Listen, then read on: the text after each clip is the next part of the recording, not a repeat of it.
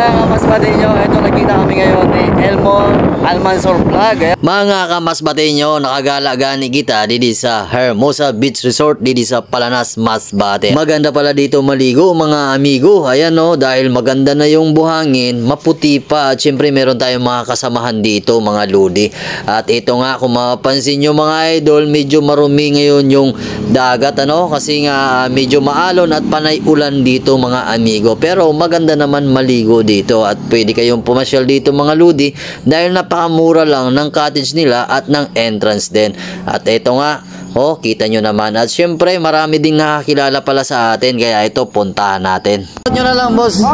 May shoutout ka, mga ubayan mo, pamilya mo. Shoutout ko lang sa mga taga Candelaria sa Uson. Oy, mga taga Uson, may ka-shoutout. Parang mo kaya? Si Roldan. Oh, Roldan. Yan yung kababayan, si Guwapong Roldan. Oh, yun. At syempre, si Kuya, oh. Si John Ray, Kuya John Ray. Mga taga Candelaria. Oh, Candelaria, si Kuya. Yan, saludo na lang daw. Saludo para sa tagumpay. At ito pa mga amigo, may nakakilala pa sa atin dito, isang content creator. Mga kamasbatenyo, ito nakita kami ngayon ni Elmo Almansor Vlog. Ayan o, dito sa Palanas, Masbate. Pakisuportahan nyo naman mga idol. Ilagay ko na lang dyan sa screen para naman makita nyo. Ayan o, may masabi ka idol? Murag ko maipit aron ba? Wow, ang lupit oh. Sample pa lang yan mga amigo. Kung gusto nyo masubaybayan yung mga video nya, i-follow nyo na. Ayan oh. Thank you. Paano tayo pala nakarating dito mga amigo? Ito ay kukwento ko sa inyo na nahimik kasi ako sa bahay.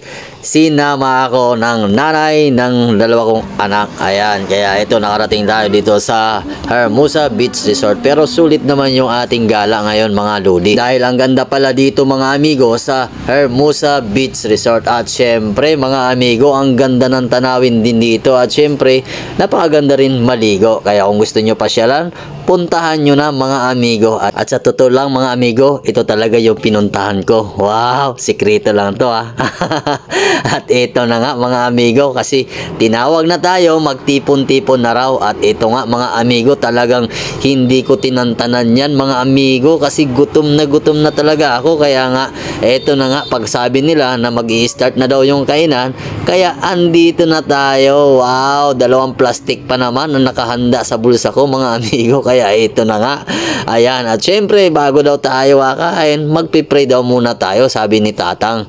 Ayan oh, kaya ito bilang pasasalamat. At nga pala mga amigo, kung hindi nyo na itatanong bakit maraming handa, birthday kasi ng anak ng katrabaho ng misis ko. Ayan, happy birthday na lang kay Earl Arizubal Compuesto. At ito na nga mga ludi, yan start na raw, pakpaka na to mga idol. At syempre hindi tayo magpapatalo dito mga amigo, kasi nga gutom na tayo. At ito nga, pinapauna muna natin sila ano, para naman makabilo tayo. Yan.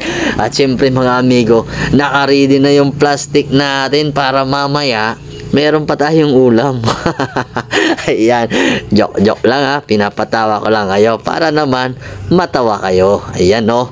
At syempre, eto na nga mga amigo, tinadtad na nga yung lechon. Yan, sa mga mahilig sa lechon dyan, shoutout na lang sa inyo. At nga pala, kung gusto nyo masubaybayan yung ating video o kwento, yan, pwede nyo ako i-follow para naman kung meron tayong bagong upload, ma-update kayo mga amigo. Ang problema mga amigo, parang hindi na tayo makakain kasi tinagayan na tayo. Agoy, ano man ini si Tatang, kaya isa damo na tao, ako pa nakita tagayan.